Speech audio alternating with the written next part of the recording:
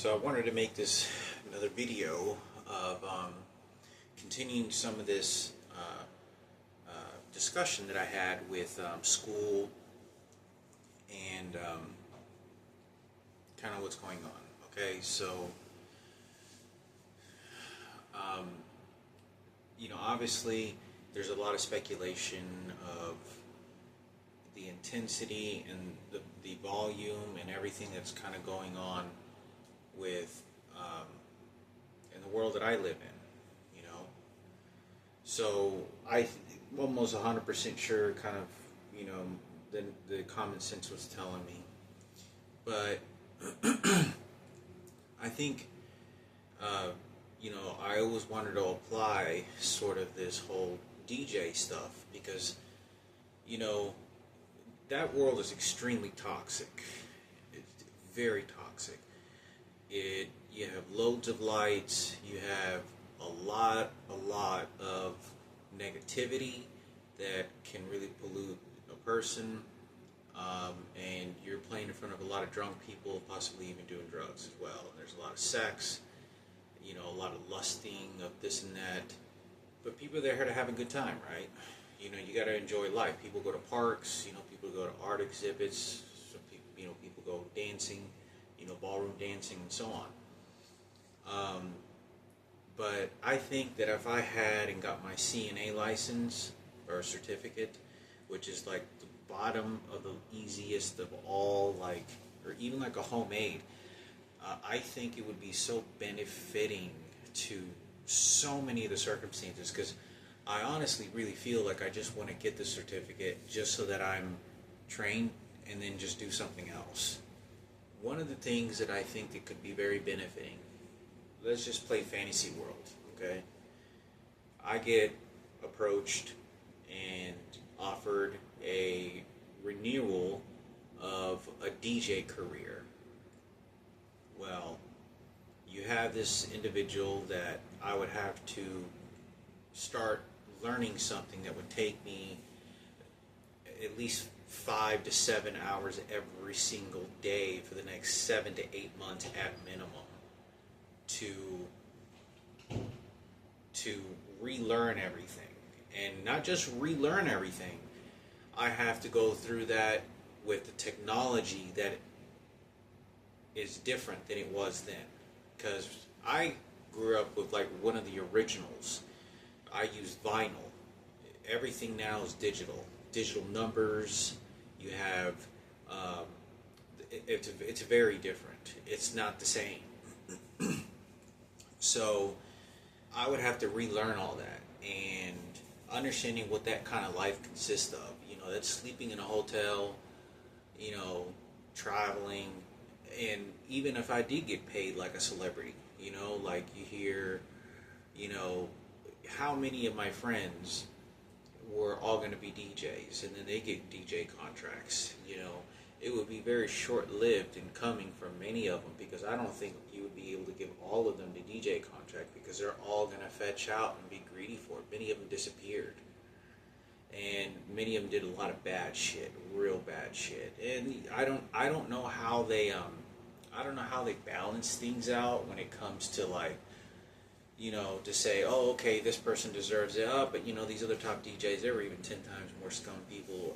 I don't know who decides that. I'm not really preoccupied with that, especially at my age now. But let's just say I'm HIV positive, okay? And the common sense tells me that. Well, what better yet I read a scripture, something that a few scriptures are heard from a video, CNA video, or this nursing video, and I thought, wow. I think if you could go to, if I could get a certified nurse's assistant, and then within a week I'm working in a warehouse, or I'm working as a waiter at a restaurant, and I'm okay with that. But the idea that if I got approached to have a DJ contract, well, better yet, to have a CNA license, to be traveling around the world, playing at large clubs, and getting paid very well, like a career, I could work out, eat very healthy, very nutritious. I could stop by at all these nice restaurants with salads and stuff and never have to worry about my wallet. I know I got my food. I got my, chicken salad. I got not even chicken. I would, be a vegan. I can go to an airport and always get my protein, smoothie shake that has all the great vitamins in it. Put all that great stuff on there, and always never have to worry about that. Forget about everything else. I have my food and my priorities are set in the proper places. But I have the nutrition to supply my body to keep doing my work and keep it as clean as I possibly can get it clean and professional, right? And I thought, well, traveling to places and partying to a lot of places, and you meet a lot of people, and trust me, I know the excruciating of what it's going to be. I don't know, but I mean, it's hard to describe what that excruciating what that's going to be like to be around women that I can't touch. I can't do anything, and playing that whole emotional and that whole department of what that does to a person is beyond anything you can imagine, a pain. But I thought,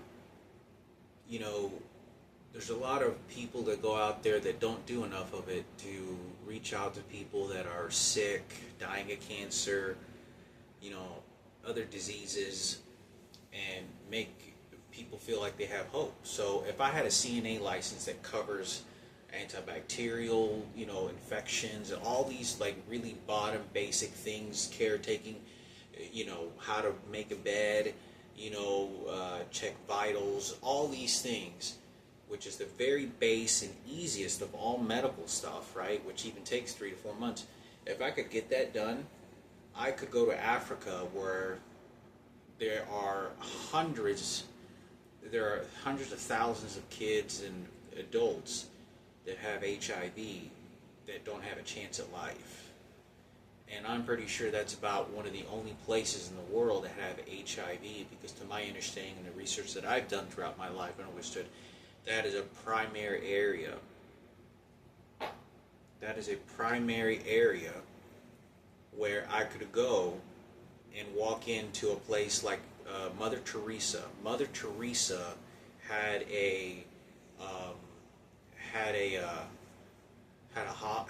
she made with any money that she got. She always refused to take any money from anybody, from my understanding. And not sure how she handled it to obviously build offices or anything like that, but obviously she's a saint, she's a holy saint.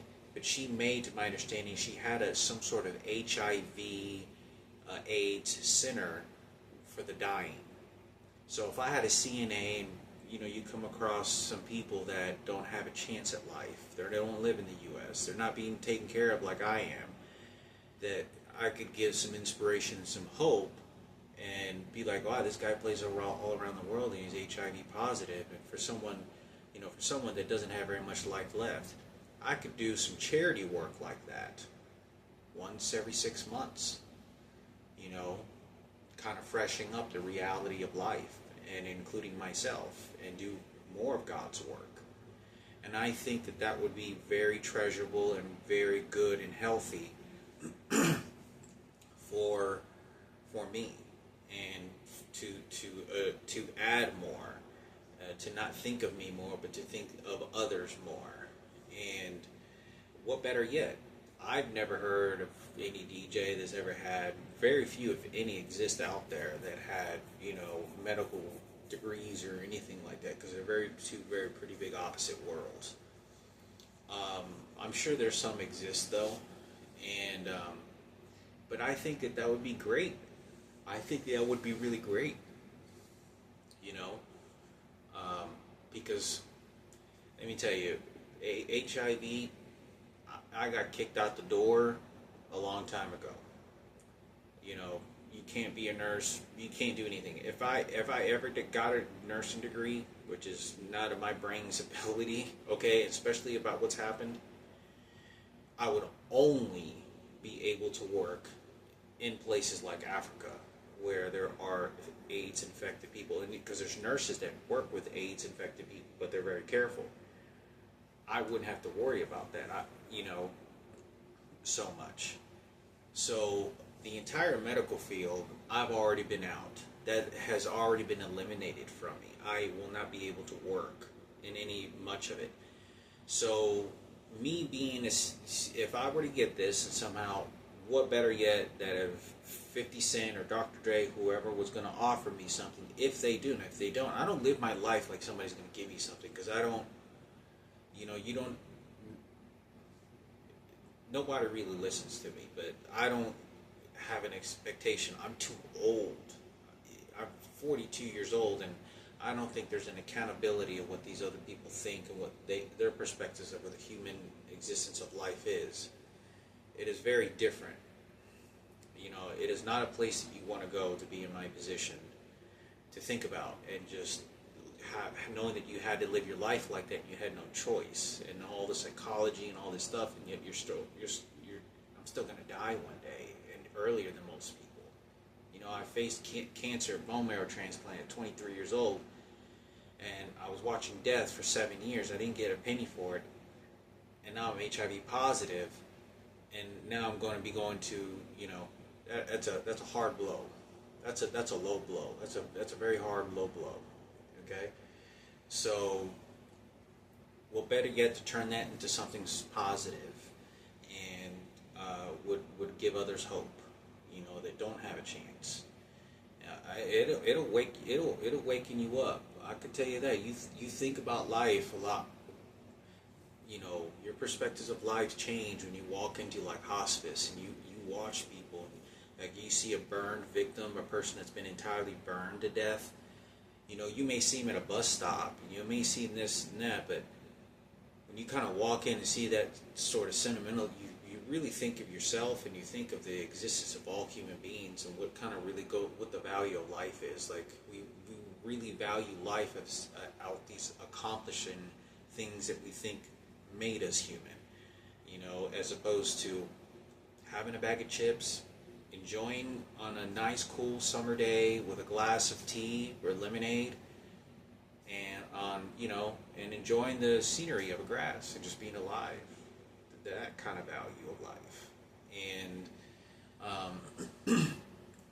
as opposed to you have all this anguish of, I should have accomplished this, I should have had this degree, and I should have had all these degrees in accomplishing, and you don't, so then therefore you don't feel like you're important to the world anymore, and it's very tragic because a lot of people think like that. And but I think that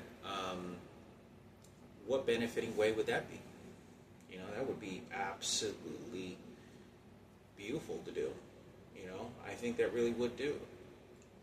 I could do that once every 6 months, take a flight to Africa, go to Kolkata, which I think is where Mother Teresa, her facility is still up and running in India, and I think it's at that place, but I think she also had another one, or she was funding. But I want to say there's a place that she intentionally built that was specifically for the epidemic of AIDS and HIV, many of them. But I know there's no cure for it, and I just know there's a lot of people in this world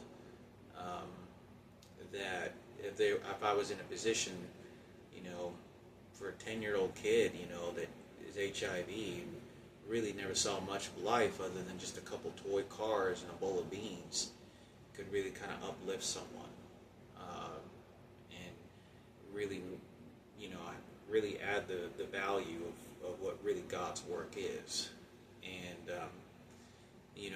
it's easy to think, all this DJ stuff, for others it is, but for me it's not that book anymore. I do miss it sometimes, but it is a totally eradicated environment. It killed me. It killed that part of me doesn't ever return. That is,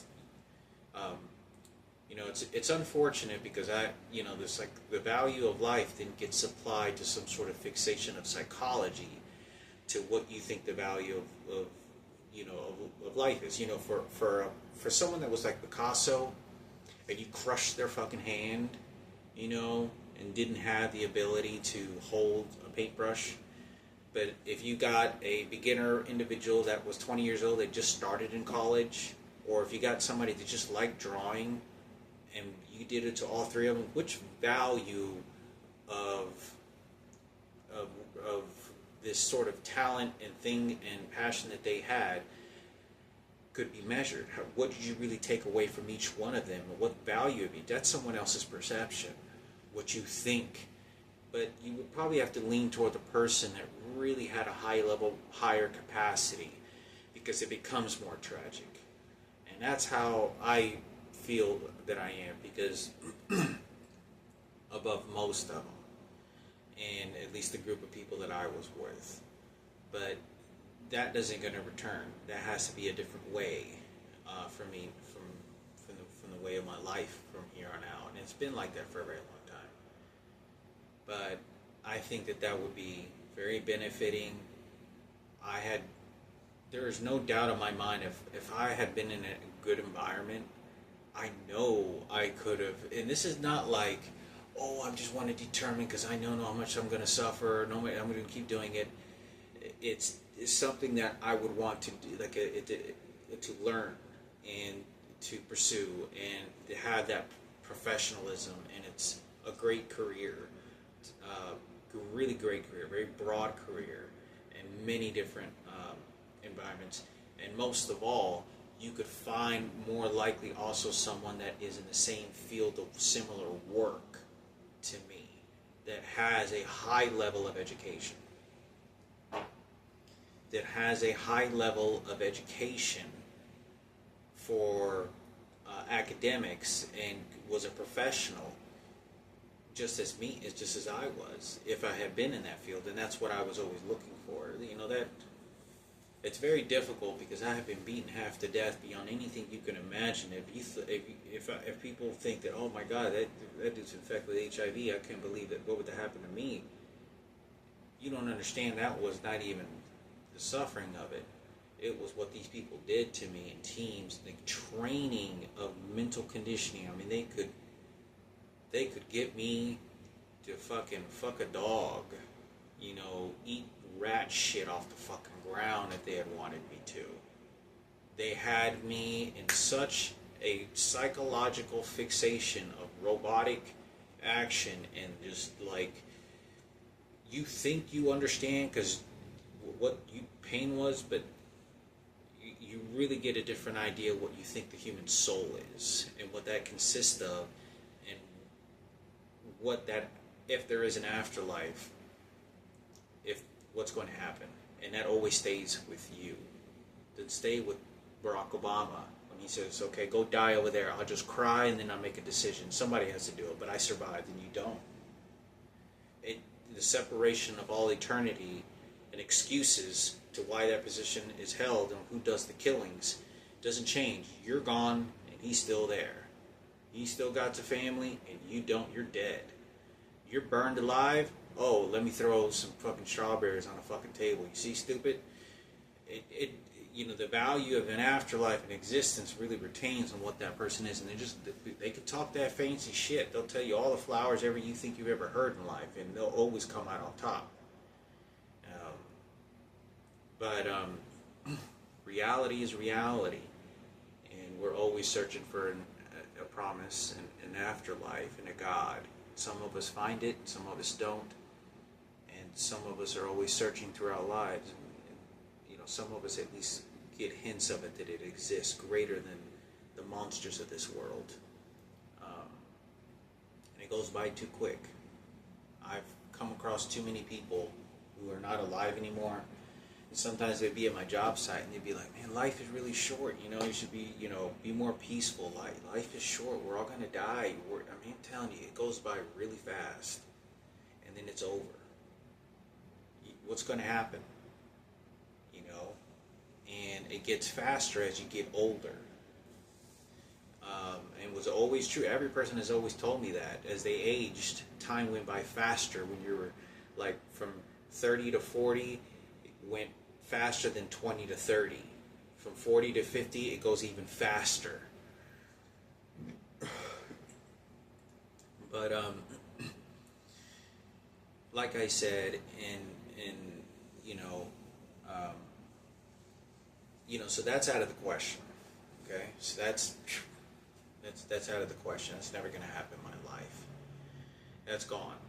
So, can I keep it reality? Yeah, and I think a CNA license, EKG. It's not a CNA. It's about an EKG. EKG sounds pretty interesting, and it sounds something I like to. Or homemade and CNAs. You gotta understand that is like some hard shit.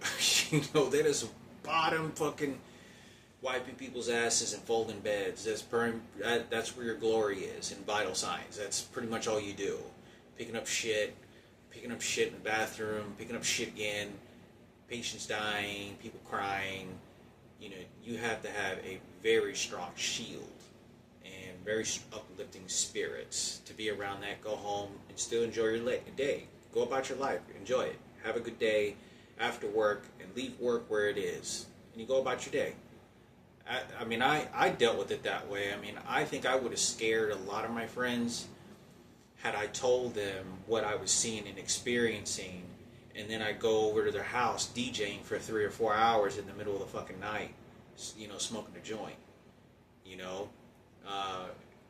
or I would be, goofing off and dancing in my friend's garage, and what I was experiencing when I went to a nursing home and what I was facing.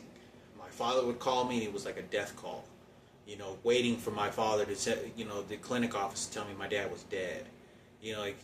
My dad, it was like they knew nothing about that, the magnitude of what I was having to deal with, and I never told them. I just was like, yeah, I have problems with my mom, I just have problems with my dad, and they're like, actually, you're always having fucking problems, but never told them the death and cries or the desperation of someone always like crying to me, and it was my own father. I was facing at the same time, I'm going to be living underneath a bridge, digging in a trash can for food. And I mean for real. Like, the world is so hard. It's so awful and so monstrous. I don't know what the fuck anybody thought about people are loving people in this world. No. And it's not me that just to think negative. I don't know anybody that gives free shit out. I just know that I have to do it myself, or it's underneath the bridge and digging in a trash can, the worthless bum shit, and you die like the rest of the people that I used to see straggling around underneath bridges with fucking 40s in their hand, and nobody cared about them, and then they died. These were like just lifeless people just there, and died. Nobody cared. And to be facing that all the time, I had no car, I was I wanted to talk to pretty girls, and I was in high school, and I never got that, never got to, just a couple of them, and the ones that I talked to ended up, they didn't want to talk to me anymore, so, but it was very hard. It was some hard shit, really hard to have all that, and then everything was going on with no benefiting outcome, no new clothes, none of that shit. So I think that, anyway, like I was saying, I think this whole, that's kind of out the window. I really do. That's been for a long time, but I think, kind of get my feet dabbled into that a little bit, There may be some hope, maybe, who knows, something to do, but all I know is that I always have to be careful with what I touch, my body and all that stuff. And if I'm professionally trained and got a certificate in that, then if I were to go into a hospice, or if I were to go to an AIDS epidemic center, in Kolkata, which I believe is the correct name, where Mother Teresa had an AIDS clinic there, I could go there more prepared and know the anatomy and biological hazards of the environment, of what science tells us. And I think they would keep me safe, it would keep the person who I associate safe, and it just brings more pleasant to them and me and the staff and to me, then jumping right back on a plane and playing at a gig in Europe somewhere, you know, before I got into a $1,500 a night suite hotel and did the same thing. So I'm in a very different category. And one of the also things is I've always wanted to huge, extensive hours and hours and endless hours to really masterfully play beautifully the piano. You know, my efforts of how I lived, I know that could be applied to anything. Like, I knew I've always had more of an edge on music naturally than anyone, all of them by far. I could beatbox without ever having to practice.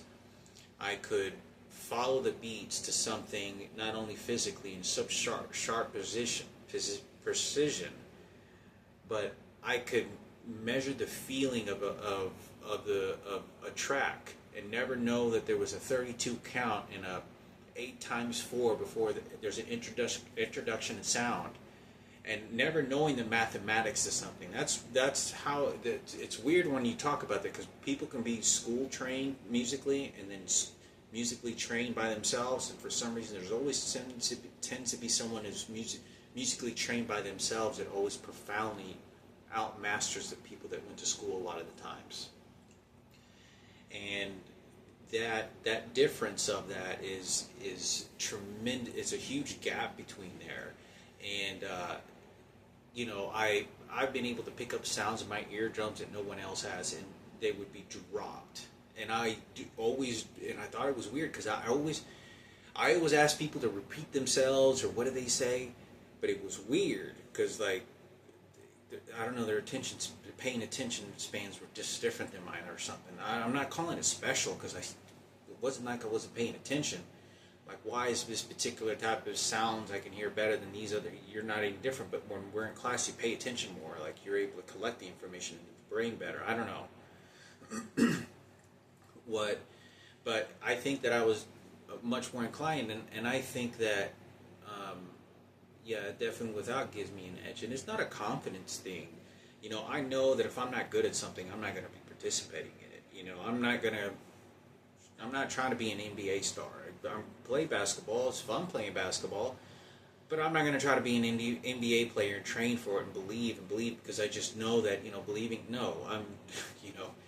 if I'm not going to play a violin because, you know, if I don't belong in that category, then I'm not going to be putting my efforts into that. The same applying of efforts that I did in soccer, and the same training regimens that I carried and patterns throughout my life that started as a very young kid that I did to myself to make me better than most. I knew that I could apply to many things in my life. And, you know, if it's not evolving to new things and better talent, and I'm not going to continue to run in circles. I'm not interested in that. To keep evolving. And playing the piano, that's 5 hours to 7 hours every single day, you know, for like 5 years to be grandmaster. I mean, to just really play beautifully. And that is a pure instrument. That is an instrument that's pure.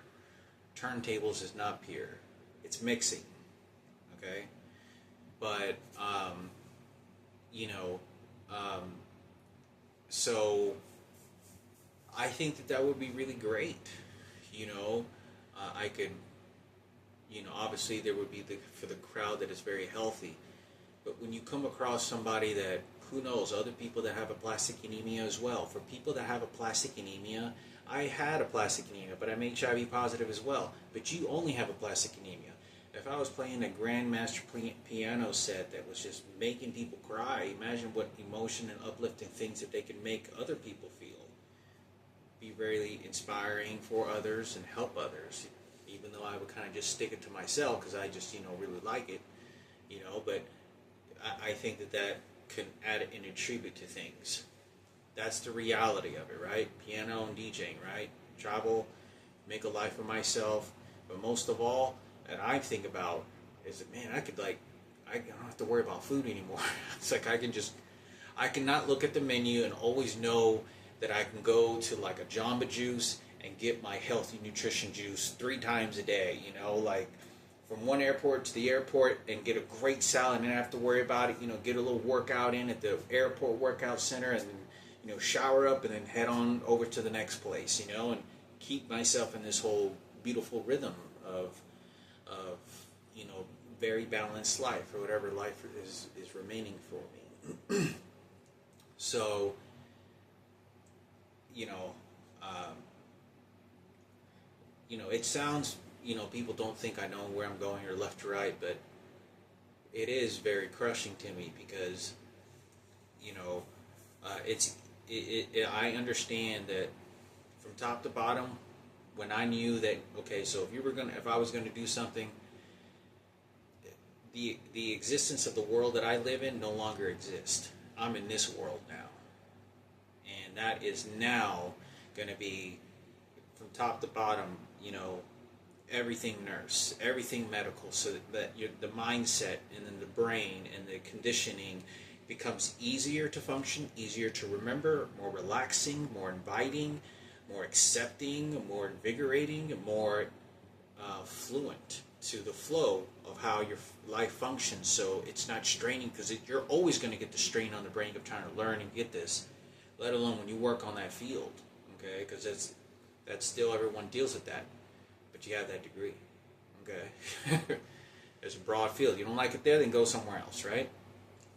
So, you know, I think that, you know, I knew that I could. I really feel like I know, like everything would consist of the way that I trained and the way that I, you know, would do my workout regimens and DJ'd, and then I would balance my work. But unfortunately I couldn't, because that was very shortly lived, and I got sick and I didn't have any money and I had to go to work then 8 hours a day, and that was the end of it. And I had already been crushed to death from the very beginning, because of all my house and my dad, and there was like 8 deaths.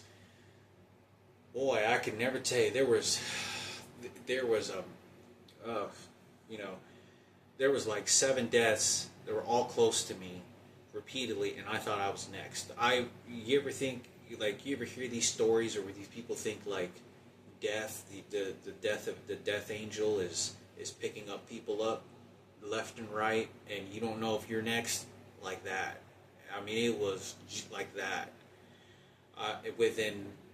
But, you know, when I was, you know, 16, 17, I got a friend that get killed in a motorcycle. You know, he played on my back, Andy Hoppan, and I grew up with him. And that was the beginning of it. A year later, my best friend, Robert Zarate, Edward Rangel, get killed together. Then his dad dies. Then Billy is murdered and kidnapped, thrown in a trunk, which I think could have been a lie now. Then my dad dies. Oh, I'm sorry, and also right before Robert died, my mom's boyfriend's son died, and got crushed by an 18-wheeler.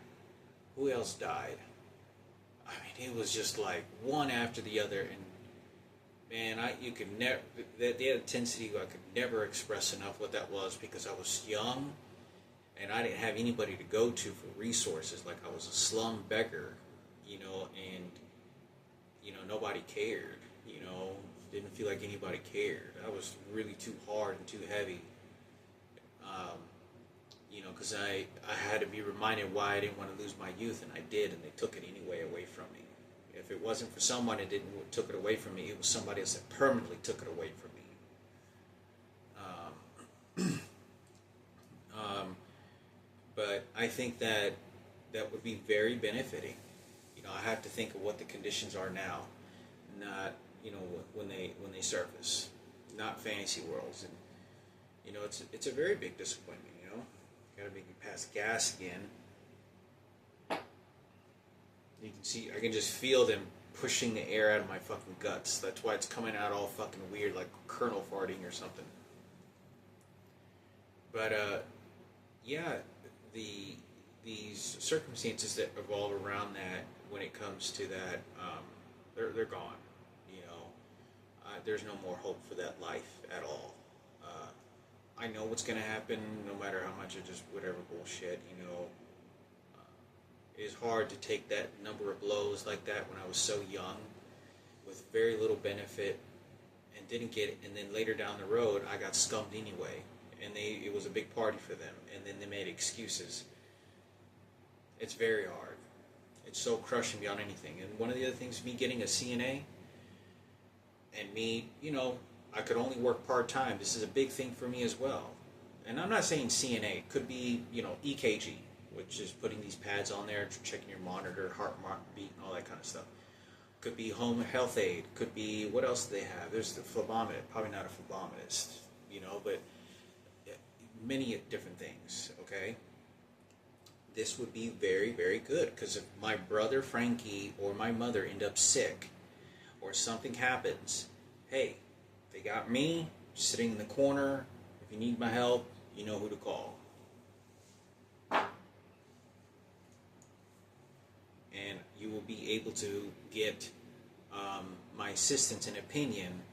If my mother ever needs it, she will feel comfortable with that. If Frankie's in a wheelchair and he's just all fucked up, well, it's something that will further help my family and brother. But I just know that it does cause a lot of circumstances of conflict of interest when you try to get into the circle of your own family and you got your degree. Like, nurses can't take care of their own family, even in the hospital. It's like against policy rules. They get somebody else to take place because of conflict of interest. There's a lot of that stuff that would be going on. But I think it would be all great benefiting. Also, it would be very benefiting for me as well to know that, to take care of myself even more. That I understand, okay, well, I had my bone marrow transplant, I'm a cigarette smoker, I did a lot of, I did my fair share of drinking and drugs, but drugs were only in my teens. And I need to focus on the reality of the circumstances and keep be sort of just educated in that and do something else, and that's fine. But I have that, and I'm certified. I think that would add a lot of comfort to many different people.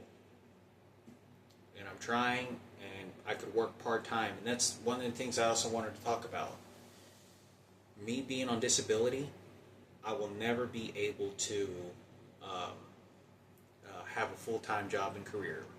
Reason why is because as soon as I got a career, I have to give up my disability, and I'm getting fired from every job. So if I get a home aid or an EKG and I work part-time, that's perfect. But I will not, they make somewhere around 16 to 17. CNAs at a low budget amount of money, they make $16 an hour, $17 an hour. So like EKGs make like $21 an average. I think phlebotomist is something like $22. So let's just say $20 an hour. Part-time, 40 hours, I wouldn't be able to work very much. So I could only work enough money that cannot exceed more than, I think it was like $1,400. I think it was like $1,400. I can't exceed in any job. So, hey, if I had a CNA license or EKG or home aid certificate, I can work 4 hours. I can work 10 hours a week. 40 hours. I can work 10 hours a week. Make it 2, 4, 6, 8. I could make 10 hours a week, 4 weeks. 15 hours a week, and I could work those hours, and it would be an educated job position, and they obviously would have everything controlled where they wouldn't put me in a lot of places where I could contaminate people, okay? But I think that would be great. Maybe they could put me in a position where, I have a CNA license. I don't have a problem earning a CNA license or maybe an EKG or something, a home aid, and then just doing something else, But it's there. I did it. I'm not, not just trying to prove people I'm stupid.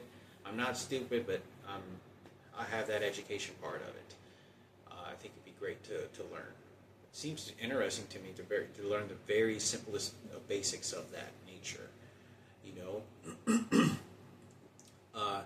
to how to properly and how the education system applies knowledge to students so that they may be able to help others and do that as a career.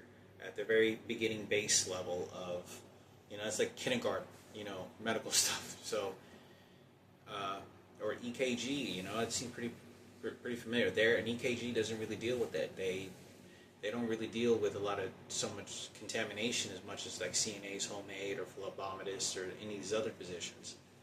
But I would never do any other of those, other than it's the simplest, easiest, 3 to 4 months at most, 4 to 10, 8 to 12 week course, and that's it. And I'd probably have to cover that, depending if they would let me do that over like a 6-month period. But I think that'd be great, just to have. I'm sure that if you were to pick me out, aside from being Michael Jackson's, shit kid, you could be like, oh wow, among all his other friends and stuff, this guy right here has a CNA license, and he can really benefit, the CNA by going to Africa and seeing people that are dying, don't have a shot at life at all, and they're very young, or other people that are sick in other countries. They don't have to have HIV. They could be another sick. And wow, this guy's a sort of a kind of a celebrity and makes a visit like that and then goes about his business. So, that's kind of how the cards are kind of thrown at me. But, I always got to have God and the purpose of that. You lose track of that and you get lost forever. Always got to have faith in that. And so anyway, I thought I'd make a video on that. I don't know what other careers and colleges I could go for that would be absolutes, but there's not really much of any other choice. For me, it would probably be just job trade. Job trade, something exciting. Think about my physical body, what it's capable of doing anymore, and that would be as good as it gets. Underwater technician, there's a lot of other stuff that's very interesting to me as well. You could be underwater welder, make a lot of money there. I go scuba diving classes, learn how to scuba dive so that I can try to get a job as an underwater welder, making, but I always have to consider of this HIV. I always have to consider, what if, because my tests tell me something different, but apparently they're not letting me talk to girls, so, it's just tragic and beyond more than I can handle, and they probably could already tell that at the very beginning, but I'm going to go on what the paperwork tells me. So, hopefully this is a benefiting video. It is crushing to, because I had the very deep, passionate desires to do something else and something bigger in my life, do something else, than that entertainment and music stuff. There was something more important to that, to me, that it was a career choice, and I was being honest to God, and the disappointment of other people and the conditioning, what that leaves is far greater, more disappointing to them than it is to me, and very crushing, because, I'm like the magic kid that met Michael Jackson, and I was doing this music stuff very young, and it's just kind of an example of how disgusting this world is and how the magnitude of this musician Michael Jackson, it was more of a curse than anything else.